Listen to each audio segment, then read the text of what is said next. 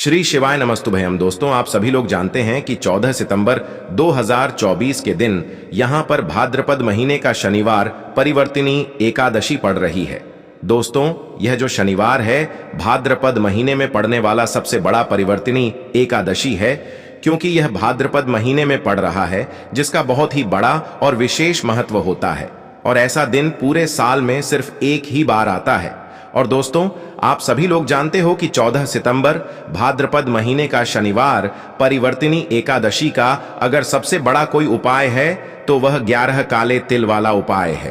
तो दोस्तों, इस भाद्रपद माह के पहले शनिवार परिवर्तिनी एकादशी के दिन आप लोगों को इस 11 काले तिल वाला उपाय को जरूर करना है। बहुत सारे लोग होंगे जिन लोगों ने इस उपाय को ना किया हो, मतलब पूरा साल निकल गया और उन्होंने किसी भी दिन इस 11 काले तिल वाला उपाय को ना किया हो।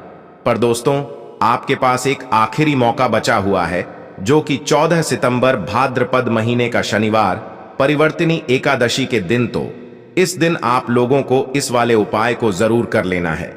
भले ही आपने पूरे साल भर अभी तक इस उपाय को ना किया हो, पर अगर आपने इस भाद्रपद महीने के शनिवार परिवर्तिनी एकादशी के दिन अगर इस वाले उपाय को कर लिया, तो आपको इस उपाय को करने का वह फल मिलेगा जिसकी आपने कभी कल्पना भी नहीं करी होगी। इसीलिए आप लोग इस वाले उपाय को एक बार जरूर कर लेना, ताकि आप लोगों के हाथ से यह मौका ना जा सके और आपको इस उपाय को करने का फल मिल सके। दोस्तों, यह उपाय पंडित जी ने अपनी अभी की ही शिव महापुराण की कथा में बताया है, जिस उपाय को आज हम आपको बहुत अच्छे से समझाने वाले हैं।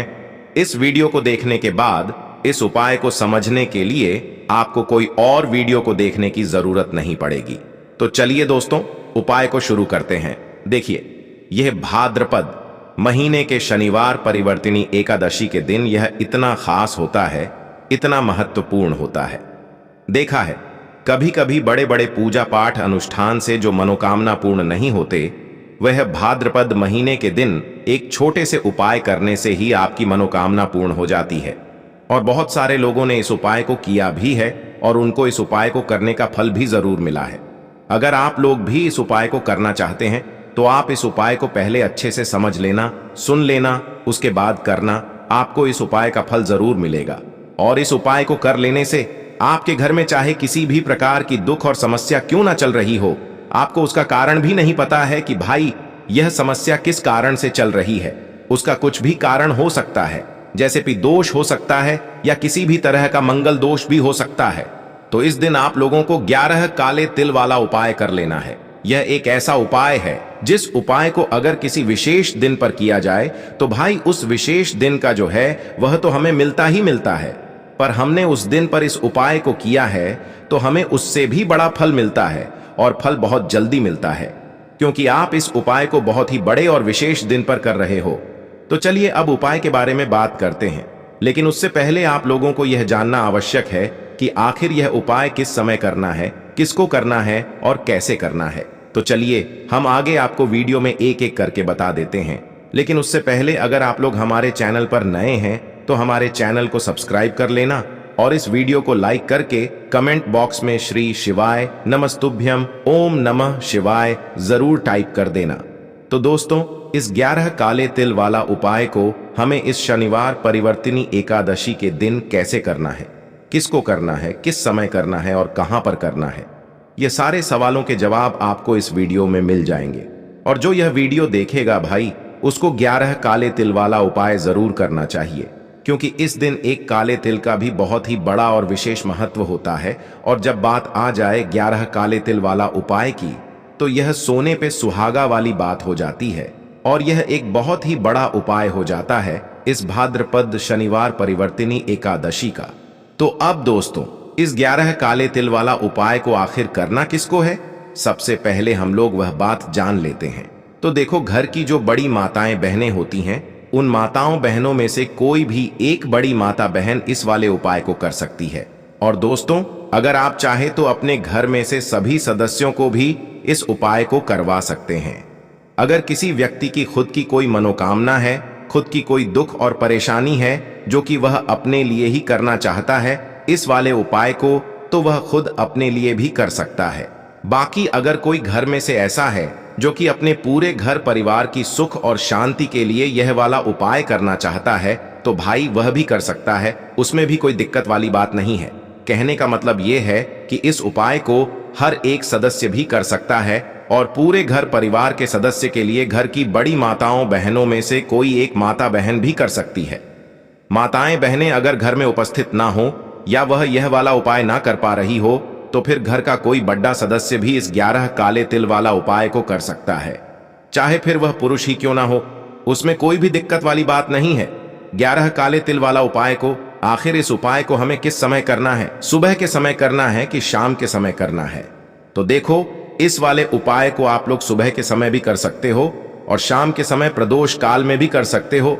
अब अगर आप पूछो कि भाई सबसे उत्तम समय कौन सा रहेगा इस 11 काले तिल वाला उपाय को करने का, तो हम आपसे बस यही कहेंगे कि इस उपाय को आप सुबह के समय करेंगे तो ज्यादा बेहतर होगा। बाकी अगर प्रदोष काल शाम के समय भी करेंगे तो भी अच्छा होगा, उसमें कोई भी दिक्कत वाली बात नहीं है। तो अब दोस्तों, जो अगली सबसे बड़ी और महत्वपूर्ण बात आती है वह यह आती है कि सुबह अगर हम उपाय को करेंगे तो हमें कितने बजे से लेकर कितने बजे तक के बीच में करना है, और शाम के समय प्रदोष काल में करेंगे तो हमें कितने बजे से लेकर कितने बजे के बीच में करना है। तो देखो, सुबह जितनी जल्दी हो सके आप उपाय को करने की कोशिश करना। बाकी अगर किसी कारणवश लेट भी हो जाओ, थोड़ी देर भी हो जाए, तो 10 या 12 बजे तक भी आप उपाय कर लेना, पर 12 बजे से ज्यादा देरी ना हो, ठीक है? इस बात का ध्यान रखना। उसके बाद में दोस्तों, अगर शाम के समय प्रदोष काल की बात करें, प्रदोष काल का जो समय होता है वह शाम के 6 बजे से शुरू हो जाता है। मतलब शाम के 6 बजे से लेकर 7 बजे के बीच का जो समय होता है यह समय प्रदोष काल का समय होता है। पर अभी जो मौसम चल रहा है, इस मौसम में जो है शाम बहुत देरी से होती है, तो आप इस उपाय को 7 या 8 बजे के बीच में भी कर सकते हो। मतलब शाम के 6 बजे से रात 8 बजे के बीच में आप कभी भी इस वाले उपाय को कर सकते हो, उसमें कोई भी दिक्कत वाली बात नहीं है। देखिए, शनिवार की एकादशी बहुत ही शुभकारी होती हैं, सुखकारी होती हैं, तो आपको आज के यह सुंदर से उपाय करने से नहीं चूकना है। देखिए, आज के इस वीडियो में हम आपको 4 बहुत ही सुंदर से उपाय बताने वाले हैं। देखिए, सबसे पहला जो उपाय है, मात्र आपको काले तिल से करना होगा, आपकी समस्त परेशानियां दूर हो जाएंगी। दूसरा जो उपाय है, मात्र आपको 1 चुटकी हल्दी से करना है और आपका जो सोया हुआ भाग्य है वह चमक उठेगा। तीसरा जो उपाय है, मात्र चौमुखी दीपक से करना है, जो आपके जीवन से सभी प्रकार के संकटों को समाप्त करने वाला है। और चौथा और अंतिम उपाय, आपको तुलसी जी की मिट्टी से करना होगा। आपके जीवन में जितने भी दुख, दरिद्रता और संकट है वह सभी दूर होंगे। तो यह सभी उपाय बहुत ही खास होने वाले हैं। पूज्य गुरुदेव पंडित प्रदीप जी मिश्रा की कथा को सुनकर के और समझ करके ही आपको बहुत ही विस्तार से इन उपायों को समझाने का प्रयास करेंगे। देखिए, सबसे पहला उपाय, इस उपाय के लिए आपको काले तिल लेने हैं। काले तिल के आपको 11 दाने लेना है। इसी के साथ में आपको एक स्टल का पात्र लेना है जिसमें आपको 2 चम्मच कच्चा दूध मिलाना है और इसी पात्र में आपको शुद्ध जल मिलाना है। अब देखिए, इस उपाय को आपको बहुत ही ध्यान से समझना है। देखिए, शनिवार की परिवर्तिनी एकादशी पड़ी है। शनिवार की परिवर्तिनी एकादशी पर पीपल के वृक्ष का बहुत अधिक महत्व होता है, क्योंकि पीपल के वृक्ष में भगवान विष्णु और माता लक्ष्मी का साक्षात निवास होता है और एकादशी की जो तिथि है वह भी भगवान विष्णु को समर्पित होती है। और शनिवार के दिन पीपल के वृक्ष की पूजा करना सर्वोत्तम बताया गया है। तो देखिए, सबसे पहले तो आपको इन दोनों ही सामग्रियों को पीपल के वृक्ष के वहां पर लेकर के पहुंचना है। अब जो आपके पास काले तिल हैं, उन्हें आपको उस पात्र के अंदर डाल देना है और आपको ओम नमो भगवते वासुदेवाय इस मंत्र का जाप करते रहना है। देखिए, काले तिल जो है वह भगवान विष्णु के पसीने से उत्पन्न हुए हैं और काले तिल भगवान विष्णु को बहुत ही अधिक प्रिय है। देखिए, काले तिल जो हैं विशेषकर कर्ज मुक्ति के लिए होते हैं, परेशानियों को दूर करने के लिए होते हैं। तो आपको काले तिल और कच्चे दूध से युक्त यह जो जल है पीपल के वृक्ष में अर्पित करना है। देखिए, जल अर्पित करने से पहले पीपल के वृक्ष की आपको 5 बार परिक्रमा करनी है। देखिए, परिक्रमा करने के बाद आपको यह जो कच्चे दूध से युक्त जल है इसे पीपल के वृक्ष में अर्पित कर देना है। ओम नमो भगवते वासुदेवा इस मंत्र का 11 बार जाप करते हुए देखिए। आपको पूरा पात्र अर्पित नहीं करना है। सबसे महत्वपूर्ण और विशेष बात यही है, आपको आधा पात्र पीपल के वृक्ष के वहां पर समर्पित करना है और आधा जो पात्र है उसे आपको बचा लेना है। आधा जल अर्पित करने के बाद आपको पीपल के वृक्ष को दोनों हाथों से छूना है और आपको अपनी मनोकामना को बोल देना है। अब देखिए, आपके पास जो आधा लोटा जल और बचा हुआ है उसे आपको भगवान शिव के मंदिर में लेकर के जाना है और इसे आपको धीरे धीरे श्री शिवाय मस्तुभम इस मंत्र का जाप करते हुए भगवान शिव के शिवलिंग पर अर्पित कर देना है। बस इतना सा उपाय करना है। वहां पर भी आपकी जो भी इच्छा है उसे आपको भगवान शिव से बोल देना है। यानी कि जो मनोकामना आपने पीपल के वृक्ष के वहां पर बोली थी वही मनोकामना आपको शिवलिंग के सामने भी बोलनी है। तो इस प्रकार से आपको यह पहला उपाय कर लेना है। चलिए दोस्तों, अब हम जान लेते हैं दूसरे विशेष उपाय के बारे में। देखिए, इस उपाय के लिए आपको एक दीपक बनाना है। अपने घर पर देखिए, सबसे पहले तो आपको इस दीपक को बनाने की विधि जानना है। यानी कि जब भी आप आटे की लोई बनाएंगे, आटे को मड़ंग तो उसमें आपको नमक नहीं डालना है और इसी आटे के अंदर आपको एक चुटकी हल्दी डाल देनी है। यानी कि दीपक जो है वह पीला हो जाना चाहिए। देखिए, हल्दी जो होती है वह भगवान विष्णु को बहुत ही अधिक प्रसन्न करती है, बहुत अधिक प्रिय होती हैं। तो इस प्रकार से आपको हल्दी वाला दीपक तैयार करना है और इसी के अंदर आपको गोल बाती लगानी है। तो आपको गोल बाती लगानी है और इस दीपक के अंदर आपको शुद्ध घी का प्रयोग करना है। इसी के साथ में आपको एक चुटकी काले तिल भी लेने हैं और यह जो काले तिल हैं आपको उसी दीपक के अंदर डाल देने हैं। देखिए, दीपक के अंदर जब भी आप काले तिल डालेंगे तो आपको ओम नमो भगवते वासुदेवाय इस मंत्र का जाप करना है। अब देखिए, इस दीपक को आपको अपने घर में जहां कहीं भी तुलसी जी का पौधा है, तुलसी माता का स्थान है, वहां पर लेकर के पहुंचना है। देखिए, यह दीपक विशेषकर हम भगवान विष्णु के निमित्त प्रज्वलित कर रहे हैं, इसीलिए इस दीपक में हमने गोल बाती का प्रयोग किया है।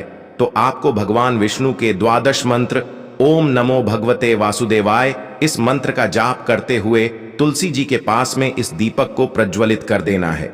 देखिए, काले दिल का दीपक जैसे आप प्रज्वलित करते हैं वैसे आपके जीवन की परेशानियां समाप्त होना प्रारंभ हो जाती हैं। जो भी आपकी कामना है उसे आपको भगवान विष्णु से बोल देना है।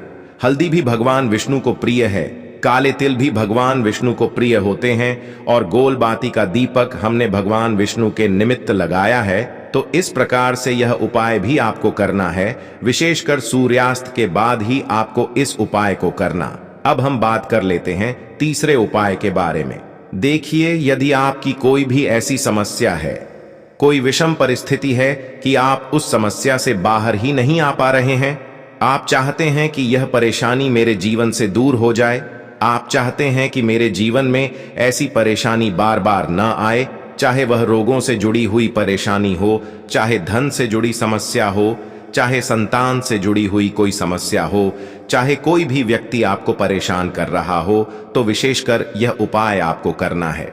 देखिए, इस उपाय के लिए आपको एक दीपक लेना होगा।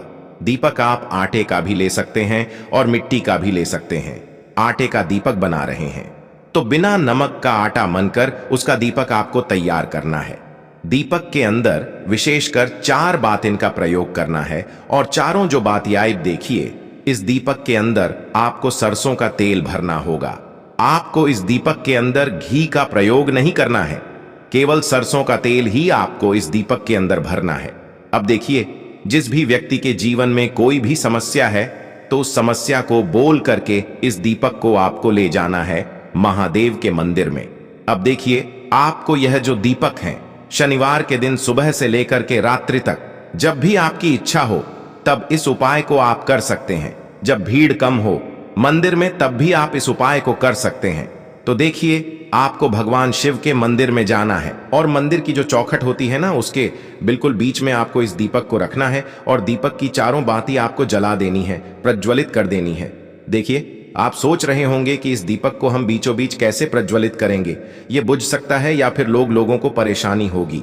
तो इसीलिए आपको बोल रहे हैं कि यह दीपक आपको जब भी मंदिर में भीड़ कम हो तब आपको प्रज्वलित करना है और दीपक के अंदर आपको मात्र थोड़ा सा सरसों का तेल डालना है, जिससे कि यह बहुत ही कम समय में जल करके शांत हो जाए। तो क्रिया को अगर क्रिया के अनुसार करेंगे तो उसका फल आपको बहुत ही शीघ्रता से प्राप्त होगा। तो इस प्रकार से आपको यह उपाय करना है। आपके जीवन में जो भी समस्या होगी निश्चित ही वह दूर हो जाएगी। आपकी जो भी परेशानियां हैं उसे आपको महादेव से बोल देना है। आपको वहीं पर खड़े रहना है, लेकिन दीपक को आपको बिल्कुल चचट के बीच में ही रखना होगा। देखिए, ये दीपक चाहे 5 मिनट जले चाहे 2 मिनट जले, लेकिन आपको दीपक जो है उस मंदिर की चौखट के बिल्कुल बीच में ही प्रज्वलित करना है। अब दोस्तों, हम जान लेते हैं चौथे विशेष और चमत्कारी उपाय के बारे में। देखिए, यदि आपके घर में बहुत ही ज्यादा नकारात्मक शक्तियां हैं, बहुत ज्यादा नेगेटिव एनर्जी है, यानी कि घर में बहुत ही ज्यादा ग्रह क्लेश होता है, घर में कोई भी व्यक्ति एक दूसरे से ढंग से बात नहीं करता है, बच्चे बड़ों से अच्छे से बात नहीं करते हैं, और बड़े जो हैं एक दूसरे पर चिड़चिड़ी परेशानी आजकल हर घर में देखने को मिल रही है, और इससे घर में क्लेश उत्पन्न होता है। देखिए, यदि आपके घर में भी ऐसी ही परेशानी है तो आपको आज का यह उपाय करना है। देखिए, इस उपाय के लिए आपको एक तांबे का पात्र लेना है। तांबे के पात्र के अंदर आपको शुद्ध जल मिलाना है। अब देखिए, आपको यह जो एक चुटकी हल्दी है सबसे पहले तो उस पात्र के अंदर डाल देनी है। अब देखिए, आपके घर में जहां कहीं भी तुलसी जी का पौधा है, तुलसी जी का स्थान है, वहां से आपको केवल एक चुटकी मिट्टी उठानी है और इस जल के पात्र के अंदर आपको यह तुलसी जी की मिट्टी डाल देनी है। देखिए, जब भी आप यह एक चुटकी मिट्टी उस जल के पात्र के अंदर डालेंगे तो आपको ध्यान रखना है कि तुलसी जी को आपको स्पर्श नहीं करना है। तो मिट्टी आप ले सकते हैं, लेकिन भूलकर भी आपको तुलसी जी को स्पर्श नहीं करना है। अब देखिए, इस जल का छिड़काव आपको अपने पूरे घर में करना है। ओम नमो भगवते वासुदेवाय इस मंत्र का जाप करते हुए परिवर्तिनी एकादशी की तिथि पर यदि हल्दी से युक्त जल और तुलसी जी की मिट्टी से युक्त जल यदि हम अपने घर में छिड़काव करते हैं भगवान विष्णु का स्मरण करते हुए, तो आपके घर की जो सारी नकारात्मक ऊर्जा हैं वह सभी समाप्त होती है। तो आपको इस जल का छिड़काव अपने पूरे घर में हर कमरे में कर देना है। घर की जितनी भी दीवारें हैं उन सभी पर आपको इस जल का छिड़काव कर देना है। केवल आपको वॉशरूम इत्यादि को छोड़ना है और इन सभी स्थानों पर आपको जल का छिड़काव कर देना है। अगर उस पात्र के अंदर जल बच जाता है तो उसे आपको अगले दिन किसी भी वृक्ष में समर्पित कर देना है। तो इस उपाय को आप 14 सितंबर भाद्रपद महीने का शनिवार परिवर्तिनी एकादशी के दिन सुबह से लेकर के रात्रि तक किसी भी समय में कर सकते हैं। तो देखिए, इस प्रकार से आज की इस वीडियो में हमने आपको शनिवार परिवर्तिनी एकादशी पर किए जाने वाले 4 महा उपाय बताए हैं। तो दोस्तों, ये थे पूज्य गुरुजी द्वारा बताए गए कुछ बहुत ही खास उपाय। अगर आपको जानकारी अच्छी लगी हो तो वीडियो लाइक करिएगा। मिलते हैं फिर एक नए वीडियो के साथ। श्री शिवाय नमस्तु भयम।